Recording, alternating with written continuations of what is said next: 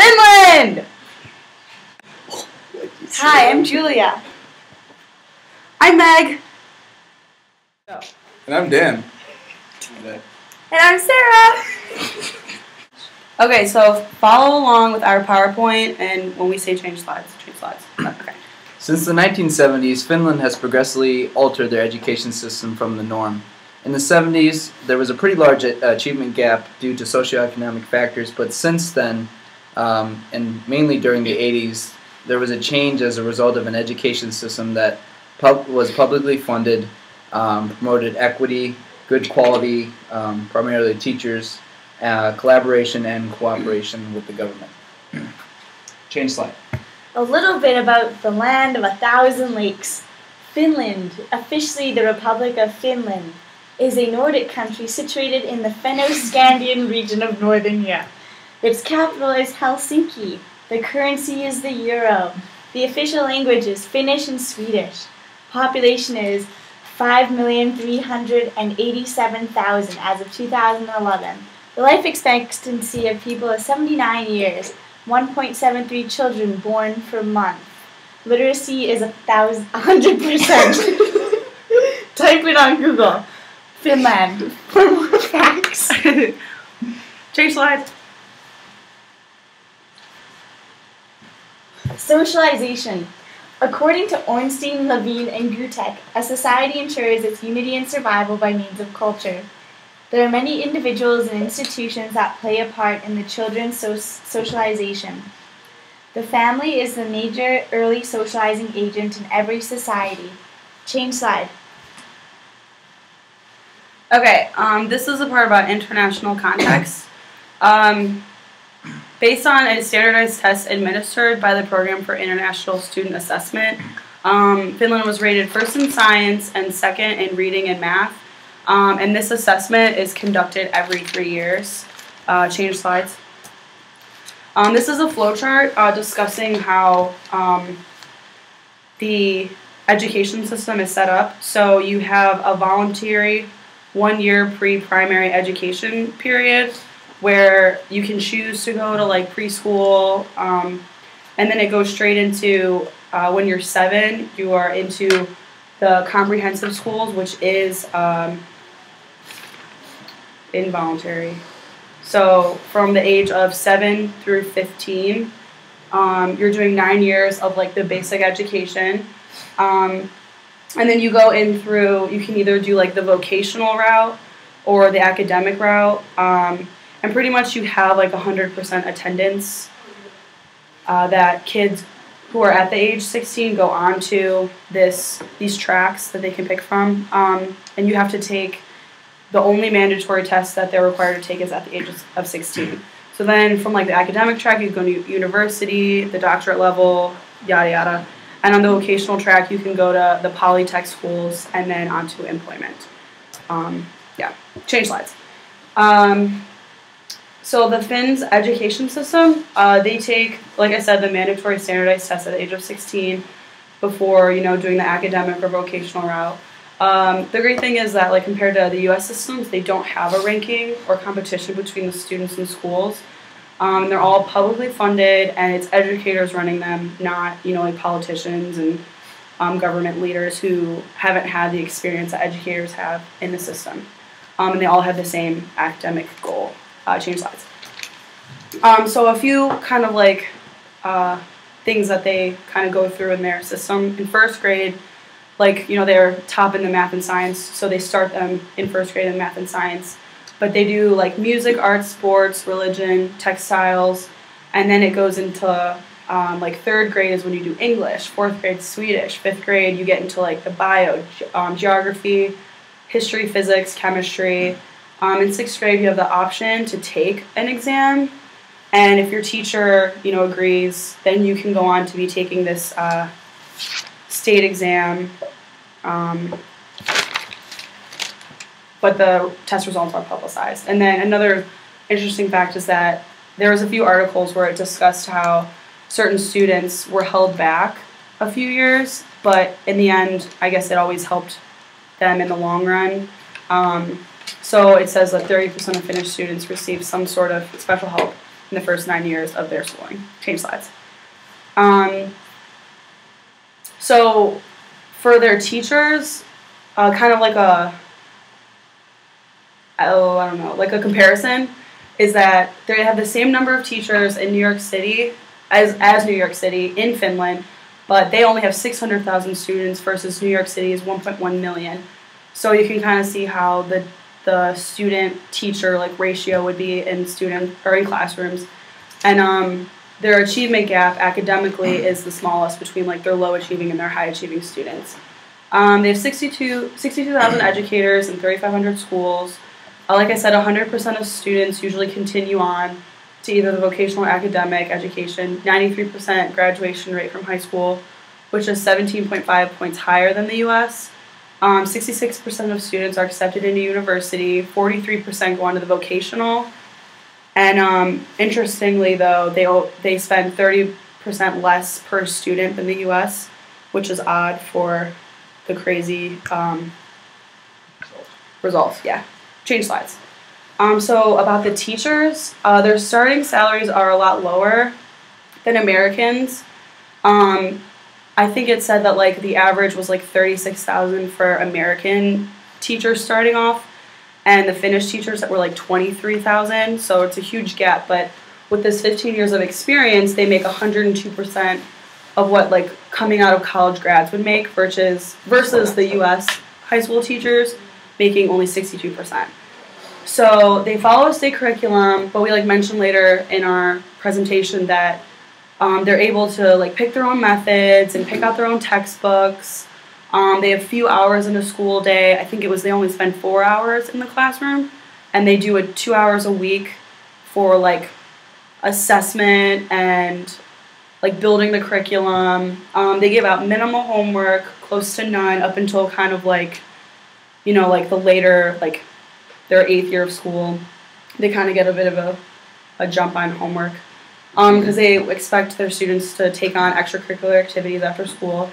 Another interesting fact was that the special education teachers are paid slightly higher salaries in classroom because they're required a 6th year of university and they're at a higher demand. Change slides. Some perks is that the state subsidizes parents, so they pay them 150 euros per month for every child till they're 17. They provide food and other services for full-time students.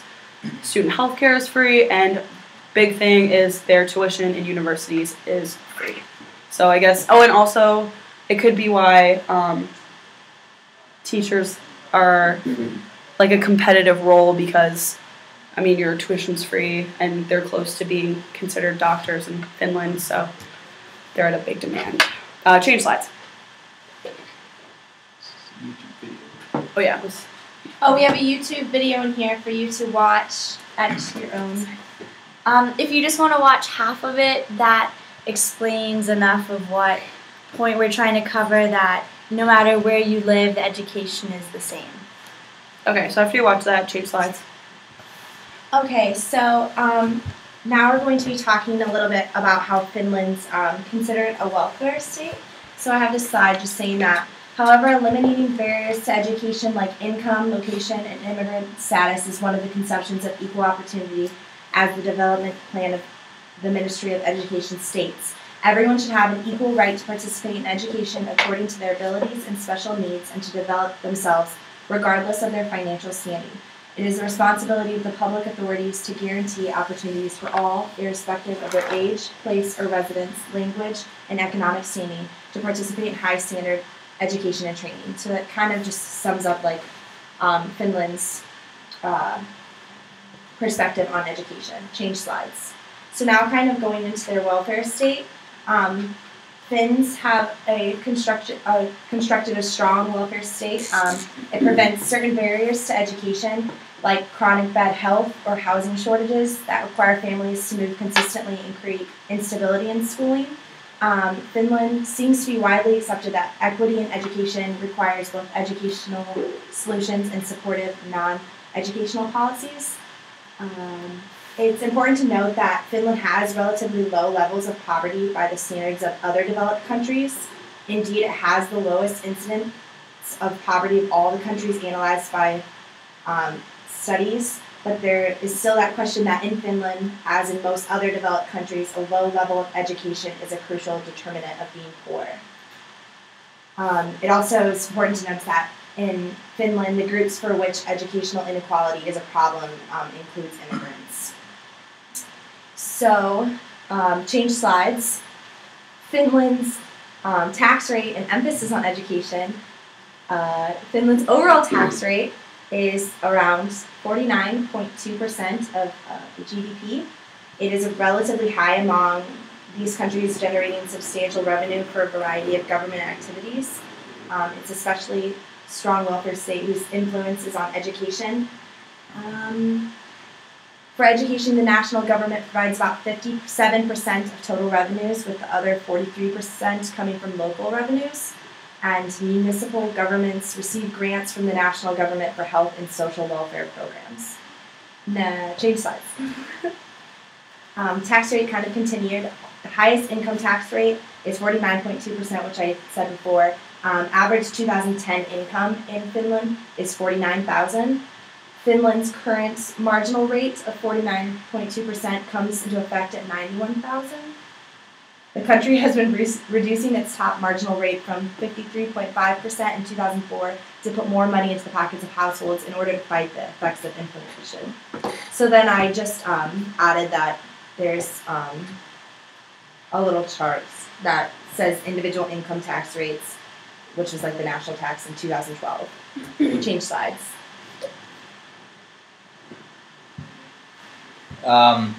So some of the things that are similar to the U.S., although there are not many, are the things kind of provided by the taxpayers, although we already have listed far more than the U.S. provides for our students, including the health care, free tuition, all that stuff. So like the U.S., they provide special education. They do language programs like the U.S., although theirs are more hands-on, and they are able to spend more time, and they progress their students at a much faster rate than we progress ours in terms of learning the language learning the Finnish language.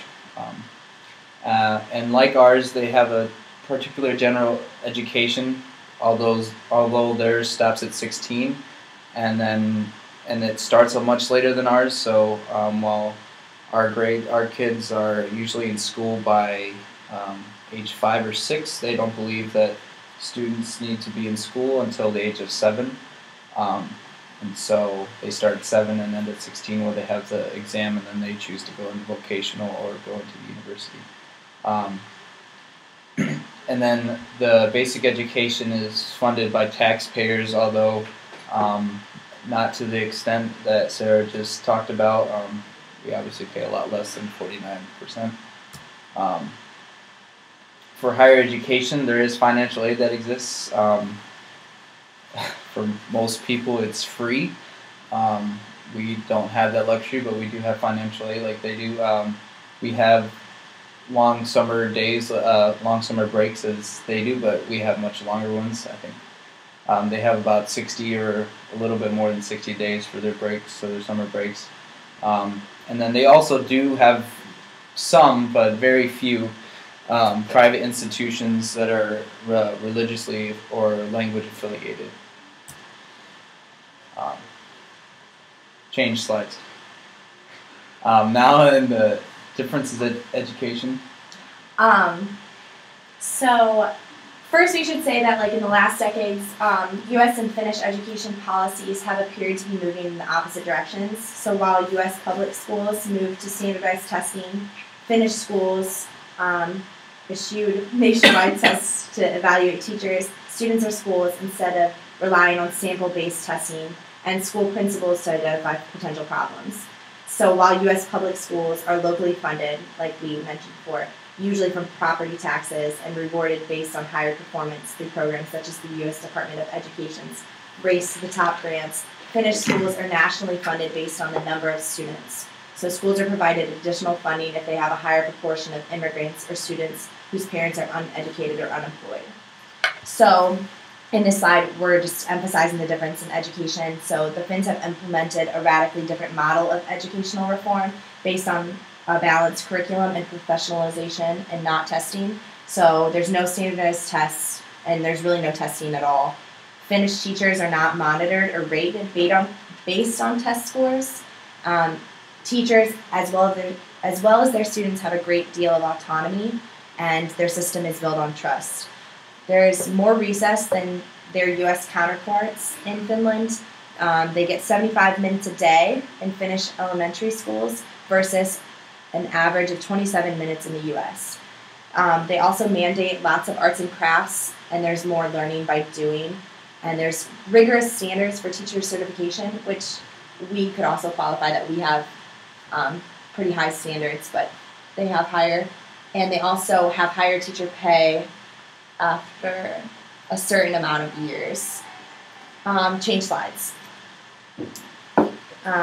Teachers in Finland design their own courses, so they don't have to completely follow a curriculum to the T like in the U.S. They spend about 80% as much time leading classes as their U.S. counterparts do. The only point at which all Finnish students take standardized exams is as high school seniors if they wish to go to a university, so it's not forced on them. Since 1985, students have not been tracked or grouped by ability until the 10th grade, so until they get to high school where it's actually probably important for them to track if they're going to go to a university or not. And since 1991, authorities have rejected the practice of holding back underachievers. Change slides. The Finnish curricula are very much focused on critical thinking and problem solving, project-based learning, and learning to learn.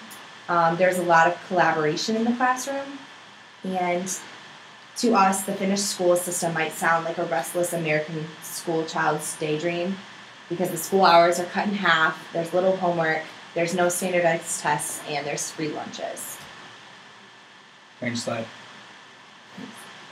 Finnish students have ranked at or near the top of the program for international student assessment ever since testing started in 2000. In the most recent assessment in 2009, they ranked 6th in math, 2nd in science, and 3rd in reading. So in comparison to the U.S., students here ranked 30th in math, 23rd in science, and 17th in reading, and that's respectively of the 65 tested countries and economies. Change slide, and this is our works cited page.